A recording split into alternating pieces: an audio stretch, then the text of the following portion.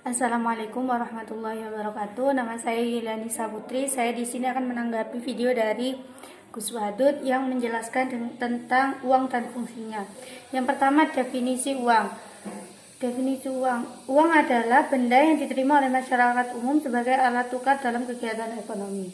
Jadi uang itu adalah alat tukar yang diterima oleh masyarakat umum. Jadi harus diterima oleh masyarakat umum. Ketika itu tidak dapat diterima oleh masyarakat umum, maka tidak dapat dinamakan sebagai uang. Yang kedua, jenis-jenis uang menurut bahan pembuatannya. Yang pertama, logam dan uang kertas. Nah, sudah jelas, uang itu ada dua, ada uang logam, ada uang kertas. Kalau uang logam itu yang uang 500-an, kalau di Indonesia. Kalau uang kertas itu 10.000, 20.000.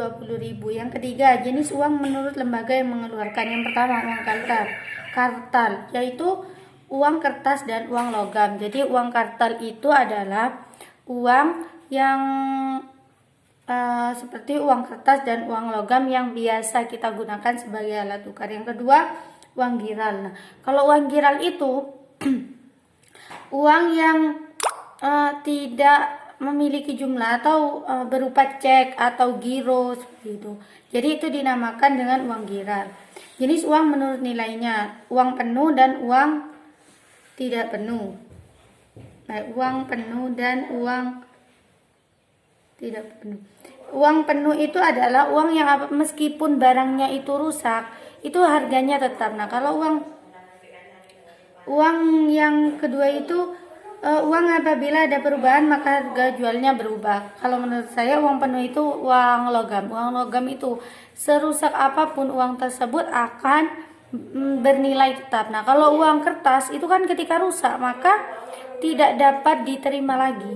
Yang kelima, fungsi asli uang. Uang sebagai alat tukar. Jadi yang uang itu yang seperti di definisi tadi, alat tukar yang diterima oleh masyarakat umum. Jadi fungsi uang itu sebagai alat tukar. Misal ketika kita membeli, kita akan menukarkan uang dengan barang yang akan kita beli. Yang kedua, uang sebagai satuan hitung. Uang sebagai satuan hitung itu uang digunakan untuk menghitung berapa sih kekayaan kita, berapa sih harga barangnya kita gitu.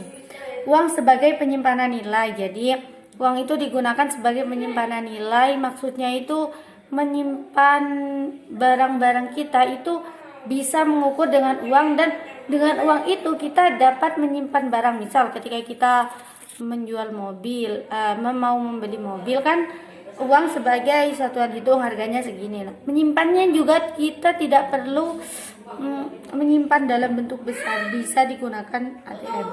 Turunan fungsi uang. Uang sebagai alat pembayaran yang sah. Nah, uang itu sebagai alat pembayaran yang sah karena apa? Sudah diterima oleh masyarakat umum. Yang kedua, sebagai alat pembayaran hutang. Nah, uang itu bisa digunakan untuk membayar hutang. Meskipun kita hutangnya itu, misal kita hutang di warung minyak. Nah, kita tidak perlu membayar hutang tersebut dengan minyak dengan hal yang sama. Misal kita menghutang minyak, maka kita tidak perlu membayar dengan minyak, maka kita perlu membayar dengan uang.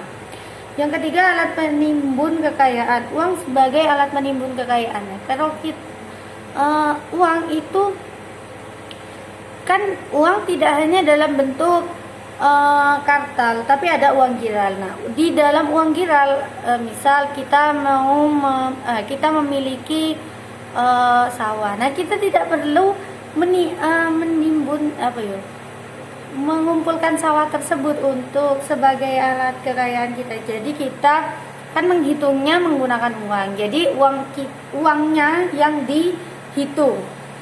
Yang keempat, alat pemindah kekayaan. Jadi uang itu juga bisa memudahkan kita memindah kekayaan. Misal saya pindah ke kota A, sedangkan di kota yang pertama saya tinggal itu saya memiliki mobil, rumah, sawah, misal sama hewan ternak.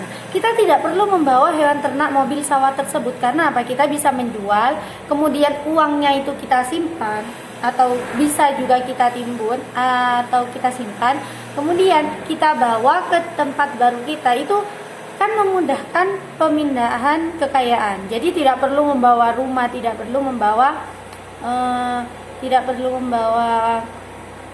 mobil seperti itu. Sekian penjelasan dari saya. Wallahul muwaffiq ila aqwamit thoriq. Wassalamualaikum warahmatullahi wabarakatuh.